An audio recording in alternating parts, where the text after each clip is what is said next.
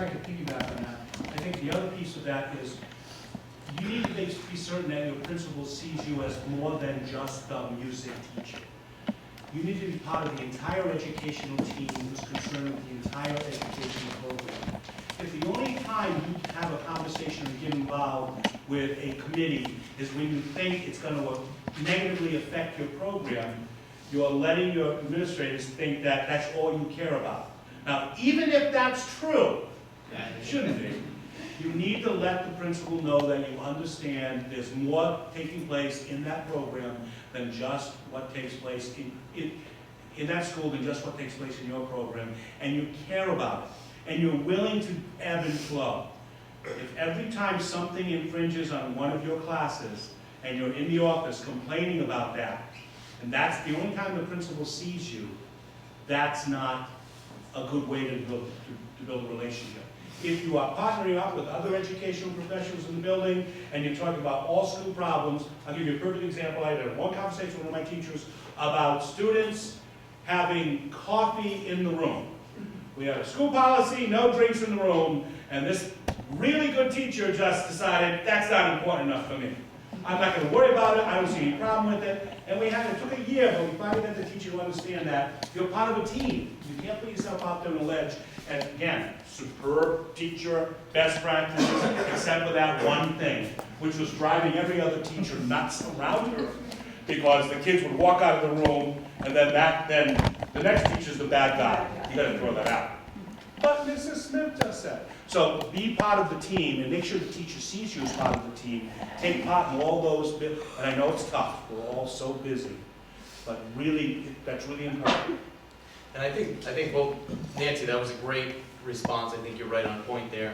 I would add to that, play nice in the sandbox with the other teachers as well, because I think, a very small reason of why I left music education was because I was tired of the fight. I was, you want a perfect program, and there's systems in place that prevent that. There are so many state requirements, and kids are now pushed into STEM fields. They're pushed into other things, and I'm seeing music programs that 10, 15 years ago had 200 kids in them are reduced down to 50 kids. And that's tough. And sometimes as a music teacher, I think you feel, especially at the high school level, that you're competing against all these other teachers. And that's tough. But you gotta play nice in the sandbox, because then you will be that music teacher who's the old grumpy music teacher who's down in their dungeon, and that doesn't help you. That doesn't help you at all. If I could just add a couple quick thoughts. One is I think that it needs to be student-centered. Your work day to day is not about your job. It's not about saving your job. It's about the opportunities and education you provide to students. So I think principals will take note of that. That in and of itself will be good advocacy and so on. And the second thing I think is we have an advantage over a lot of other subject areas in the sense that we are a very large, if not the perfect PR arm for the entire school district. Our bands are out in the parades or on Friday nights at football games. The choirs are on television at the holidays or whatever that may be. And to take advantage of that, invite your principal to see those moments and share, as you were mentioning, to take advantage of those very positive moments. Most of what we do is positive. If we're doing our jobs well, it's an enjoyment and it's positive. Take the opportunity to share that with the administration and your Board of Education. Thanks. Let's move on to a question that's kind of related here, particularly to what Mike was talking about. It has to do with a well-rounded education. The law says, and I assume this is ESSA, a well-rounded education, but, ... what grades, how much time, inconsistent district to district, how much music background and experience one can develop. I'm reading verbatim here. At least a minimum recommendation, please? Is it in the opportunity to learn standards, question mark? Answer to that is yes. But the opportunity to learn standards makes specific recommendations for the basic and advanced level, or the basic and quality level, for instructional time, for equipment, for all kinds of areas that you'd be interested in. The original version of this document was the description and standards. We used to call it the pumpkin book because it was that color. And I called it my American Express card because I never went to the principal's office without it. It was always a part of me, and I think these new standards are more concise and clearer and very clearly linked to our new standards.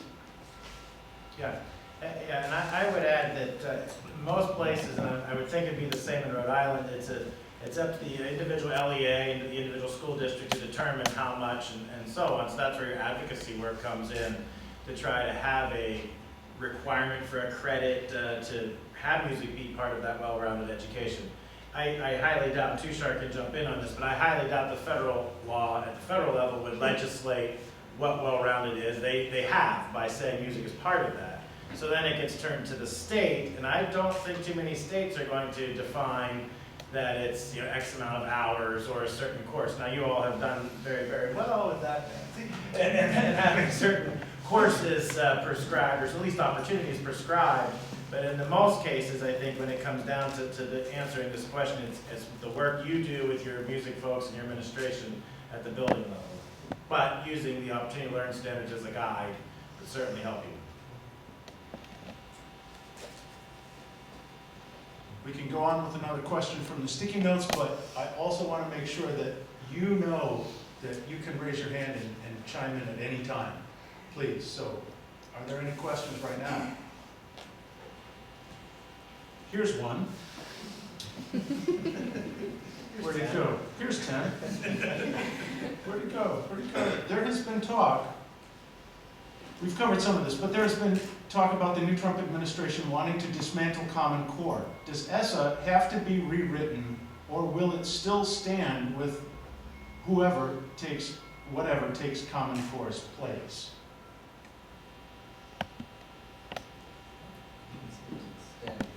I don't see how the ESSA is dependent on the Common Core in any way, shape, or form. It talks about, I think, what I heard Tushar say today was pretty much the language that I remember from the ESSA. It had to be high standards, states determined, and there was coercion / incentive to adopt Common Core initially, but that certainly has evaporated. You can speak to that. No, and then I'd also add to that is that Congress, at probably the direction of President-elect Trump, is doing what's called a Congressional Review Act, where they're going to any regulations that were in place 60 days prior to President Obama leaving are subject to be done with, and that will likely pass. That's something that Republicans have been trying to do for the last few years. And so along those lines, the way that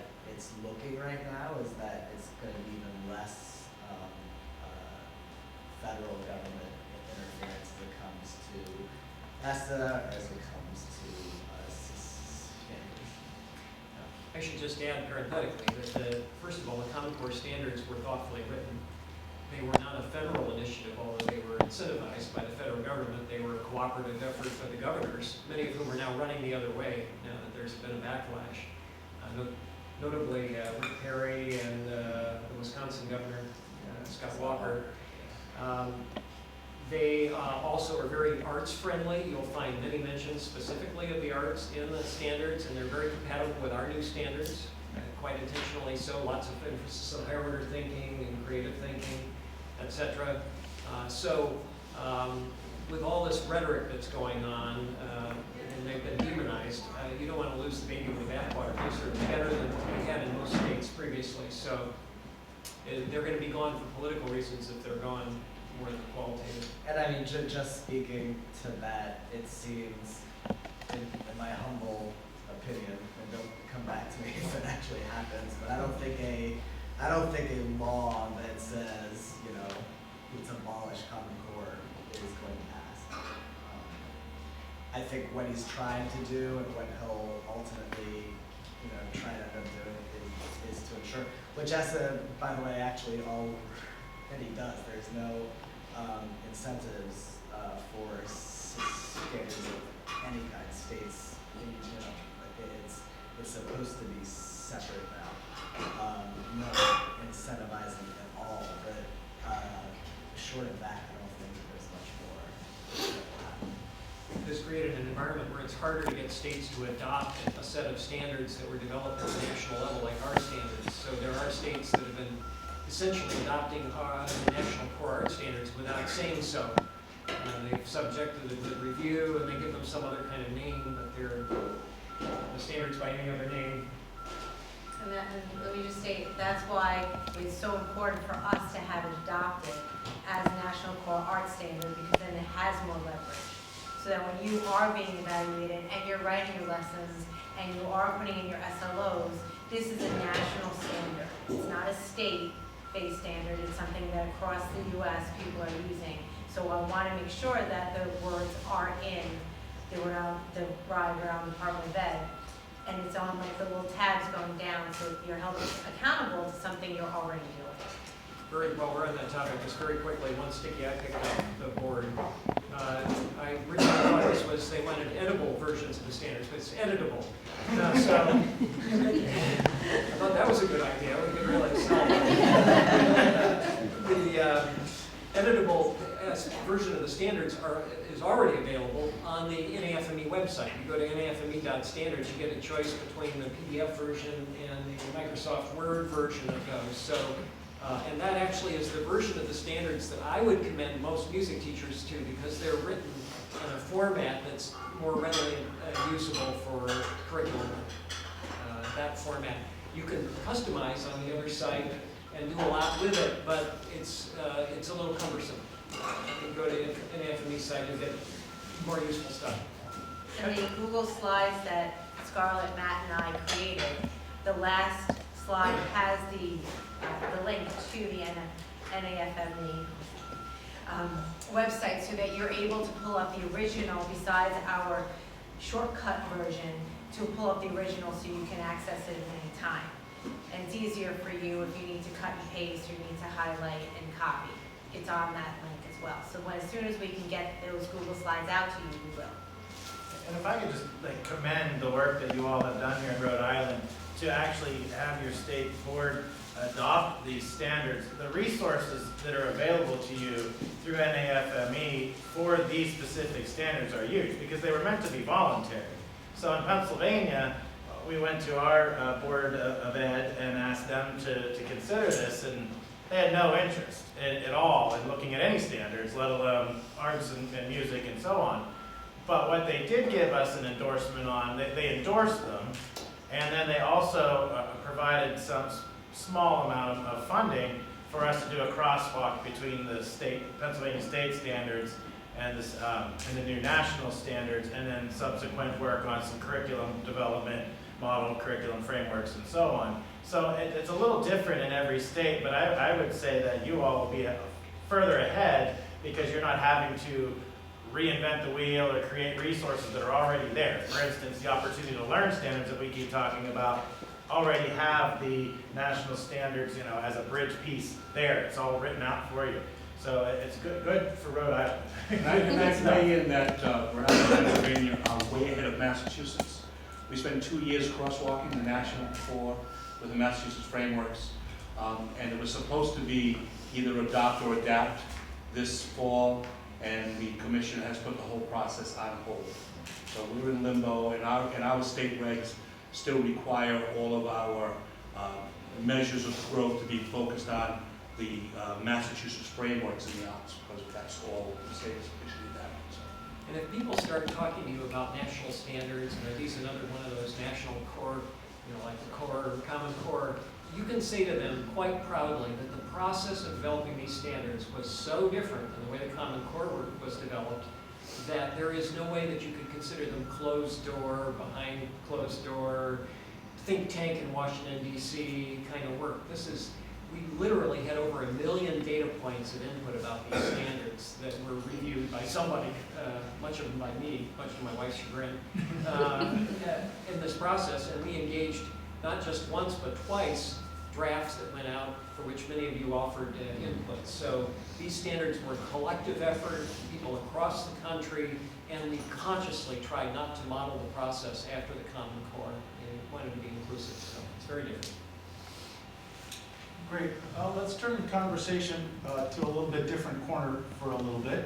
The question is, what are some steps to really, underline really, making music education for all students, parenthesis, not just the big three, band, orchestra, chorus. What are some steps to making music education for all students?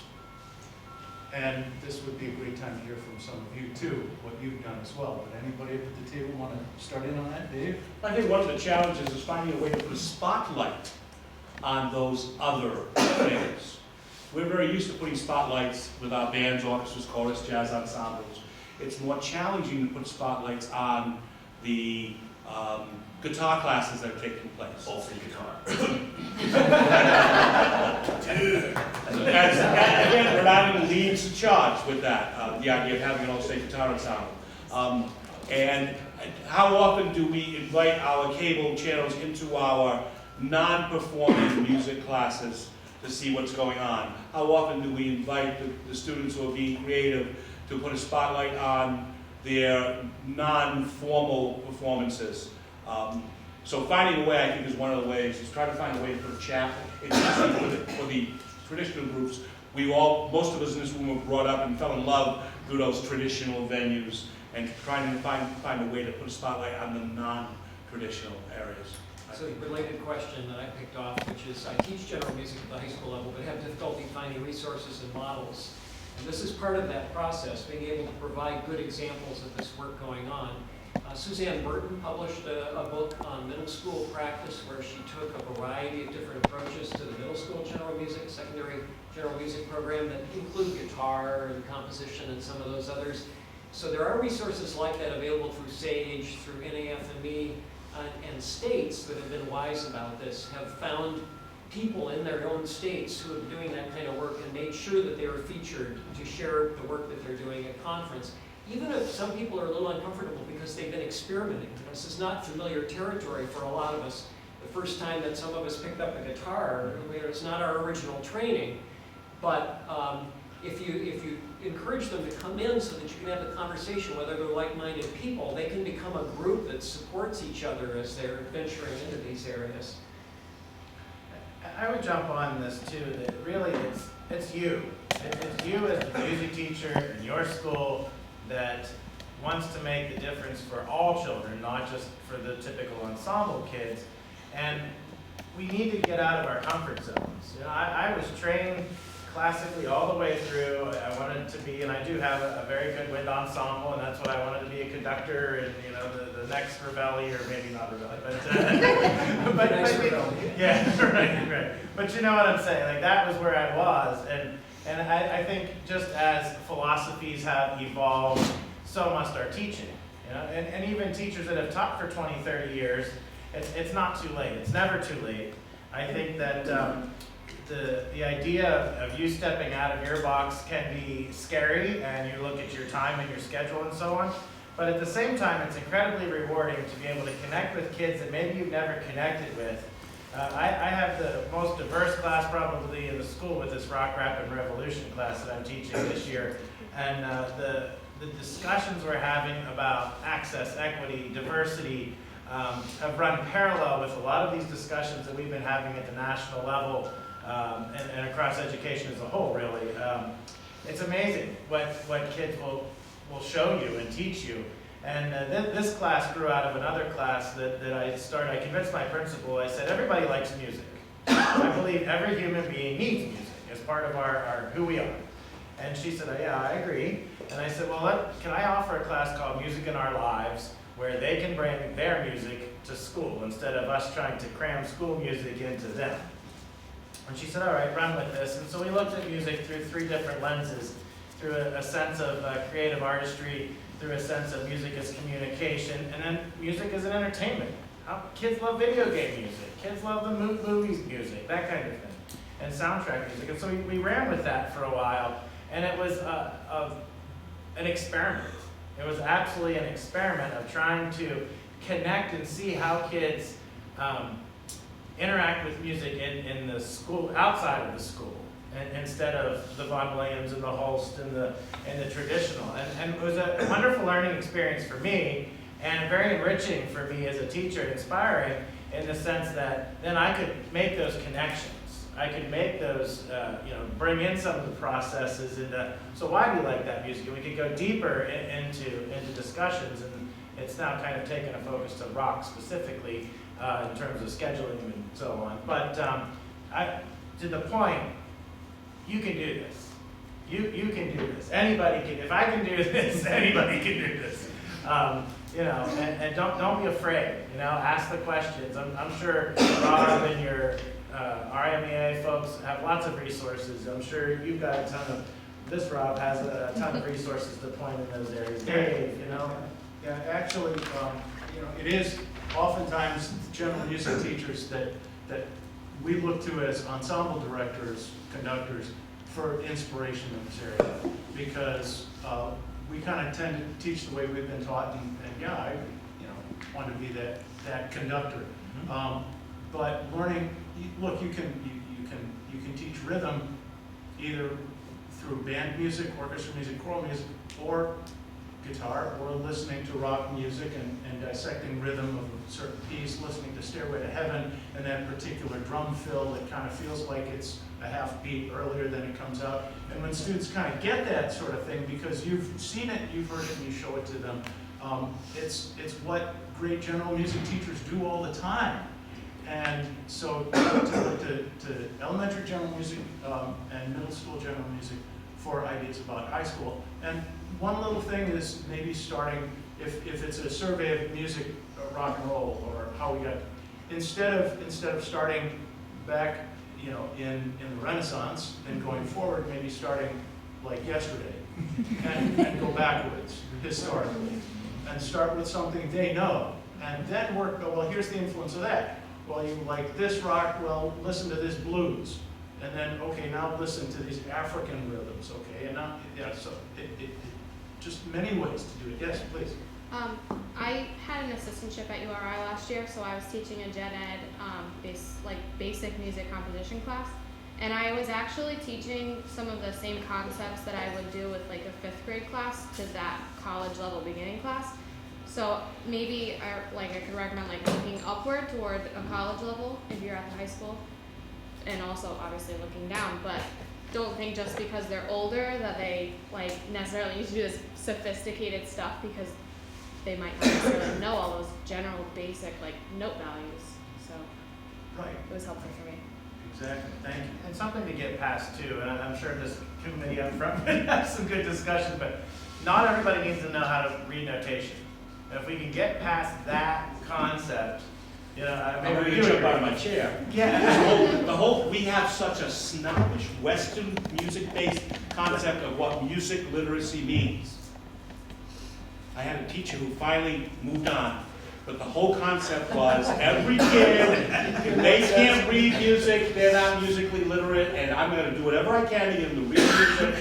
And that's going to be challenging for us as a profession, but there are tons of people in our world who are musically literate who could not decipher our notation. And we would never want to call those folks illiterate or not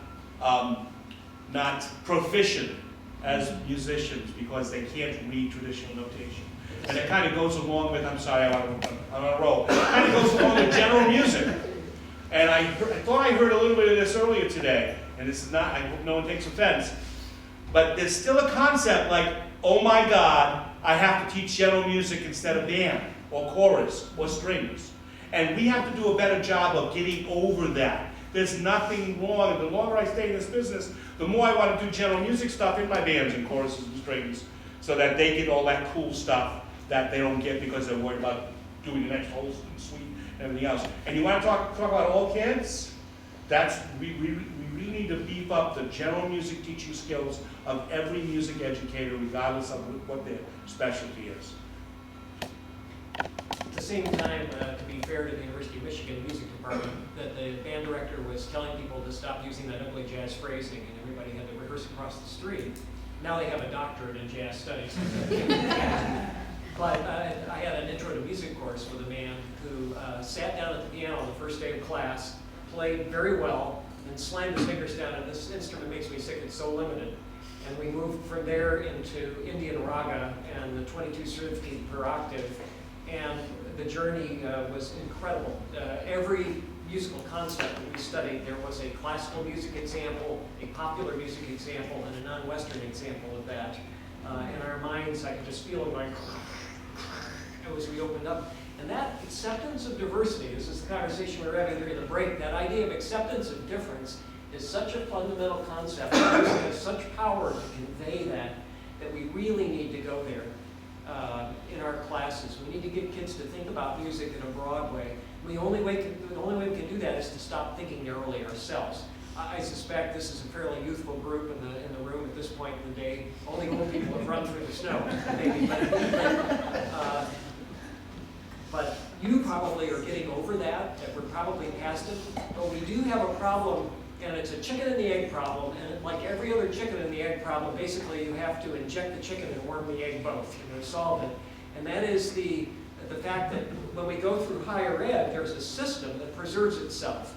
And that is that we admit students to fill instrumentation for our ensembles and voices for our ensembles.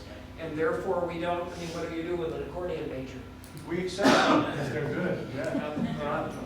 When I was at Cal State Long Beach, we eliminated the accordion as a performance instrument. We graduated Gigi, naturally, was the last accordionist, and it turned out that it had been misspelled in our catalog all along. But the idea of where do guitarists and all kinds of other alternative instrumentalists go? What do you do with a kid who's great, who can play an instrument in 15 minutes after he picks it up and can play 3 or 4 instruments, but doesn't develop a concerto level quality on one instrument? What do you do with that person? So we needed higher ed to evolve, and clearly Rob is among those who's been evolving his program, and we need to evolve at the high school level and the elementary level, and eventually those teachers will become college teachers and get a doctorate, and that's the way we evolve as a profession. Two quick things. One, I love the title of the book series, Teaching Music Through Band. Teaching music through, you take the books for what they're worth, but I love the title because I think it's teaching music through, you fill in the blank, guitar, through, whatever it might be, rock. My other thing is I have a student in my AP music theory class right now who just bought a Mercedes and he couldn't even drive. He had the money from his online record sales with the name Pluto. If you look him up on iTunes, he's there. Pluto, Pluto. His real name is Sam. Because he was able to create through an online program that he bought where he didn't need notation to create this very, I call it kind of esoteric, but it sounds very popular. It sounds very much like game music, like a movie soundtrack type music that he was able to market on his own, all through his Mac. And it blew my mind that this kid has a C in AP Music Theory and he just bought a Mercedes with music. But that's my point. I think that's the scary and exciting part for me as a music educator to see this and trying to have his light bulbs go off on how those sounds, whether he sees it through notation and standard, the way AP Music Theory is taught, whether he sees it that way, or at least he could hear it orally on how those sounds and the order of predominance on all those various concepts through traditional training helped to inform his own instinctive musicianship. And I would very much call him a great musician. By the way, he does not play in a band, choir, orchestra, none of those things. Completely an independent musician in that regard. But a tremendous, I would say, success story, and the fact that he's interested to want to know more is even more exciting for me. So, interesting. Right, yeah. Now, where does he get into a college? That's where's his path into? Actually, University of Nebraska was the first of now several schools that now admit composition majors for music education certification and structure their curriculum as a composition major would, where there's a little bit less emphasis on the pure performance and much more on the creating. So, and obviously you've got Berkeley more or less in your backyard, which has always been doing this kind of work. So we've got people pushing the envelope. It just takes a long time.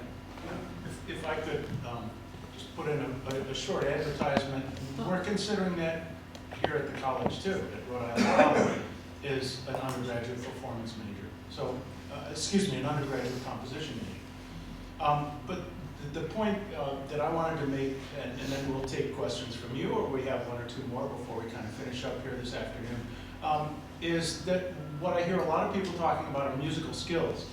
And what are the basic musical skills that that students need to learn in order to progress to the next level, whether it's on the violin, or their voice, or the guitar, or trumpet, or composing, The computer. or the computer, exactly. There are musical skills that are common to all of those, and maybe that's our next conference. So what are these musical skills that we really should, at the core, developing? And those of you that have worked with Denise Gilbo in music learning theory, I think, could relate that these musical skills might be looked at as rhythm and tonal skills. What are the rhythmic skills that students can develop, and once they develop, they get deeper into music, whether they're composing on a computer or playing in the band.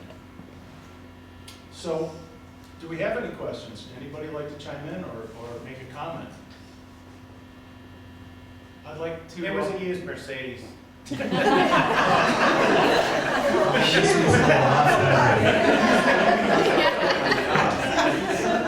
My Honda has 300,000 convenience in about an hour.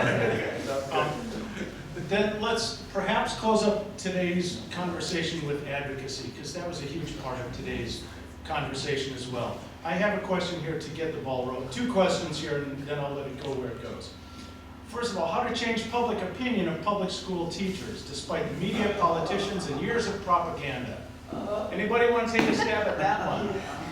My friend who works at the hardware store in my hometown, usually when I come in, he says, "So, you on vacation yet?" Been on vacation for a while? I said, "Yeah, I've been on vacation for 2 months. Just, let me buy the nails and the hammer here." And he's learned, he's learning. But the other question, advocacy. Taking feedback from parents and students, regardless of grade, helps to gain support. Not all comments need to be taken into action, but it could help to change our personal direction to somewhere new. Sometimes we get into a system and it's hard to see outside our bubble. I think that's a really advocacy-focused comment. So, any thoughts on this idea of the perception of public school teachers and public school music teachers, and how we deal with that? Nancy, I'm surprised you have an opinion. Thank you, Rob. You're welcome. Well, it's a silly thing, but I wear a lot of music t-shirts. Like I'll wear my chorus t-shirt, my Rose chorus t-shirt, or my All-State t-shirt, or Real Men Sing from the Men's Choral Festival, right? So because I'm not a fashionista, so I'm like a jeans and t-shirt person. But when I go into stores, like in the community, in Warwick, where I teach, or in Foster, Gloucester, Situate, where I live, people ask me stuff because I have the t-shirt on. And that initiates the conversation that I can talk about whatever's going on in the community related to teaching or music or whatever. And little conversations like that, it's those one-to-one little conversations, I think, that surprise me, that can change people's minds or just make them think in a different way.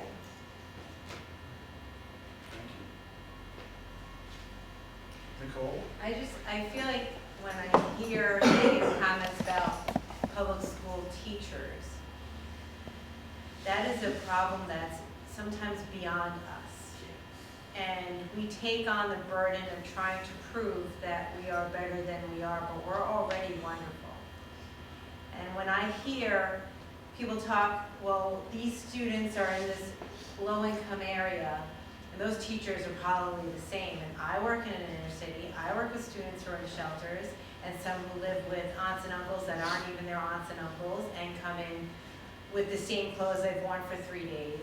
And I stand there and I think, I don't care what you all think. I care what's in front of my face. So when I hear those negative comments, I think, why don't you come and do my job one day, and then you can make your comments. Until then, just let me do my job.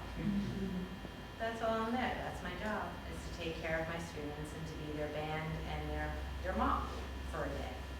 That's it. So I just kind of look at the person and I'll say, we're all set here. Thank you.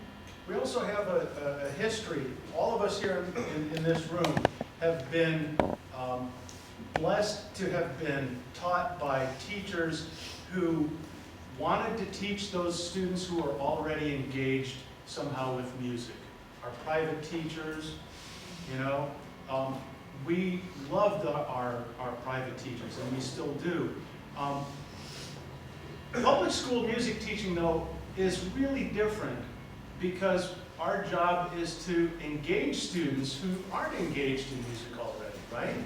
And they may not think they even like music, but it's unique to public school music teaching, I think, that we, like everyone has said here, have an obligation to all students, whether they think they're engaged in music or not. And it can be really fun. It can be, you know, the parallel at college would be teaching a general education seminar course in, you know, rock and rhythm or whatever it is. And you get students who aren't engaged in music the way that we were as trumpet students or violin students and that sort of thing. Because public school teachers, you know, that's a great challenge. There is a very, very well-funded agenda to denigrate K-12 public education. And it is indisputably true.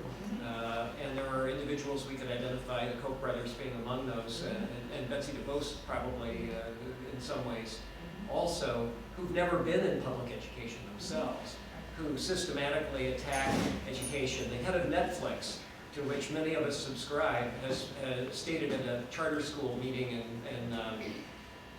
in California that if he has his way, public schools will disappear by 2020, and gleefully predicted their demise.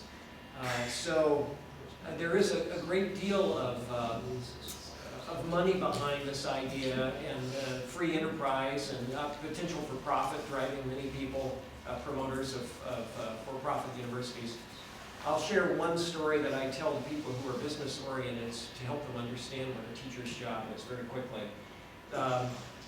I said, imagine that you are in sales and you have to sell for 7 hours a day, and that you're selling a different product every day, and that you have 30 people in your room to whom you're selling, some of whom are very young and many of whom don't want to be there. But imagine what that kind of schedule would be like, and you finish your day after, let's say, 6 hours of sales, you go home and prepare your sales presentations for the next day and come back and do it again. It ain't easy being a teacher, and I mean they need to respect the work factor, and that's where this hardware, you know, the guy who makes these snide remarks, and you've heard them about music teachers relative to other teachers, you know. I can remember my first private school teaching job in Delaware where somebody said, well, the reason you don't have a prep time is because music teachers don't have to prep for class. Or, oh, Scott, you know, at that point I had my master's degree. Do you have to have a degree to teach music? And the truth is that music teachers, in particular, have the most training in their subject of any teacher in a school. You don't even get approved by the National Association of Schools of Music unless they're getting at least 60 hours in their major. You can get certified to teach math with as few as 17 credits of mathematics at the college level. So we have a case to be made. There are forces against us, but we need to take advantage of the opportunity and explain it in ways that are meaningful to our audience whenever we get a chance. And I think that was, I had a faculty meeting where a reading teacher said, okay, I teach reading and I do this and I do that. Let me give you an example. She looked at me and everyone went, uh-oh. And she was new. She said, she goes, oh, well, you know, you teach music. Don't you, like, you just teach them, like, sing something, right? And oh, and all of a sudden everyone went, and I went into this tirade of the classes I had to take to be a music education major. There were 62 of us when we started, and 8 of us graduated, and that was because some of them took an extra year or two to get to that point. And I went on and I gave my credentials, and even the principals didn't know how hard it was to get our degree. Nobody knew, and by the end of that fact meeting, everyone knew. and she didn't come back. But we have a much better reading teacher anyway. So I have to say there are times that you're going to have to put some people in a place, and I'm not saying the general public. I'm saying the principals need to know how hard it was for you to even get your degree. They don't know. And when we were hiring people, and I asked, what was your GPA in this class, or how did you get over education courses when you were still doing your music performance courses? And I would ask these questions, and the principal one time asked me, well, when you were in high school, I was like, I was a drum major of a competitive marching band. And he was like, really? And I was like, I was a drill sergeant. And he didn't understand that you have so many components just to even get your degree. A lot of people don't know that. They think we just sing and dance all day. And I always say, I teach middle school. I feel like every period I'm a clown, waiting to see what's going to come into my ring, and am I going to make them smile and laugh? Am I going to make them happy? Am I going to have to hold them when they cry? Who knows? But I'm the ringmaster and the clown at the same time, every single period. I feel like a big part of why people think our job is so easy is that when you're doing a really good job, it looks really easy. And so and you know, we smile and we're happy and the kids are happy. So, you know, I don't look like the math teachers on the other side of the building because they're so bogged down. So I think because we make it look so easy, everyone just assumes it's really easy. That's one of the reasons why there's a lot of discussion of informances versus performances in other venues, because all they see is the tip of the iceberg, and they have no idea what's underneath the water that leads to that. So revealing that and engaging the children and talking about what they know, and having the parents realize that the children know a bunch of stuff that the parents don't know is very, very productive. Which I think again kind of circles back to making sure that you're selling your program and you're advertising that, whether having a music website or having really strong music boosters. If you know that you're doing something really cool, invite your administrators in, call the local newspaper, have them come in, advertise it out there, because it'll only help and it'll only educate people of how hard we work and what we actually do. I'm going to give Ann the floor, and then we'll wrap it up, because thank you all for staying through this. Ann? I just want to say thank you very much for all your service here, and I've just heard some great stuff. It is so hard. I've worked for 3 principals in the last 10 years that just have no clue about music at all, about the arts. They have no appreciation. There's no artwork hanging up at the school. One of my principals doesn't want the parents in the school watching the performances. I had 2 of those principals. And this is just a great anecdote. Yesterday I was teaching I believe in literacy starting from kindergarten. And, you know, just show them what a note is. And they get so excited, they it's a secret code. And do you want me to teach you the secret code? You know, and they're like, yeah. So, you know, they love it. I mean, it's just a matter of that. But I was teaching the 3rd graders, and the teacher came in at the end of the class, and I was, you know, I had all this stuff written on the board, the time signature, and I'm trying to integrate music and math for the 3rd grade. So, I tried to explain to the teacher, I said, here's what we're doing, music and math. Okay, each one of these is worth 1 beat. She'd never seen a 4 note before. And we put a 4 at the beginning, and you put a line after you get through 4 beats. And she's like, I'm completely lost. And this is the biggest problem. It's like there's so many teachers out there who they know absolutely nothing about music and what it takes to become a musician and how that affects the kid. You and I all know that, all of us know that, you know, I know so many kids who have dropped out of high school had it not been for music. And I know that those kids, 10 years later, 20 years later, 30 years later, they're still best friends. It's so frustrating, but yeah, just keep working at it. It's a blessing to be able to make that difference in kids' lives, isn't it? That's really what it's all about, fundamentally. I look at it, you know, you say it's frustrating, but I always try to look at that as an opportunity. Well, it's an opportunity, You know, but. it's an opportunity where it is frustrating, and like we said earlier, you get tired. But I think you just have, look at it, try to keep your glass half full, and I'm not saying yours isn't. It sounds like yours is, but, It's just when you have 35 minutes once a week with the kids, Sure. and you're really restricted. I mean, for me, in this particular situation, I'm new at the school. I worked with this principal when she was a teacher. And, she never appreciated what I did right from the beginning when I knew her. And when I went in to talk to her a week before school started, she told me she was too busy to talk to me because I wanted to sit down and address, And we did our program. The kids did great. She didn't even say the kids were great, nothing. I'm not looking for the accolades, but she did. So at the end of the day, I said, oh, did you like the performance? Oh, it was really cute. That's a haul. How do you deal with somebody like that? But I just keep pushing, so. Laura? Well, we've already touched up on how most people don't know what it is to get your degree in music. So I won't tell the rant of when somebody called my flute a toy. But I do know that going to 2 different colleges, not this college, but a college I went to before, I was new. I was like, okay, I want to be a music major. This is what I want to do. I want to teach music. And the whole hour he spent telling me, they're the rarely hired, first one's fired. And I went, that's why I'm here. I'm advocating for music. I want to be a music teacher. She goes, well, what else do you like to do? And I was like, why are you asking? He goes, well, just for other fill-ins. I said, well, I like photography and poetry. Put me in writing classes that I didn't need. And when I told him I've been playing flute for 15 years, he stuck me in a music class where they're sitting me going, this is a C and a D. And I'm like, this guy didn't listen to anything I said.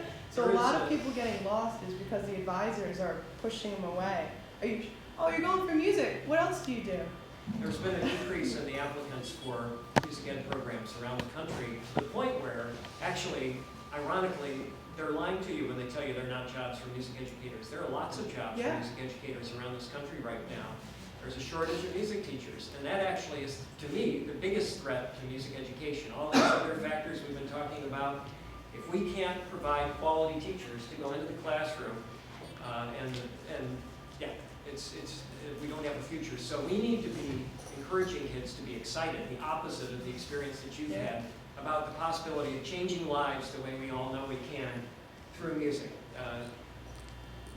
Thank you. I think that's the positive note that we need to remember here at the end. Thank you, Scott, for that.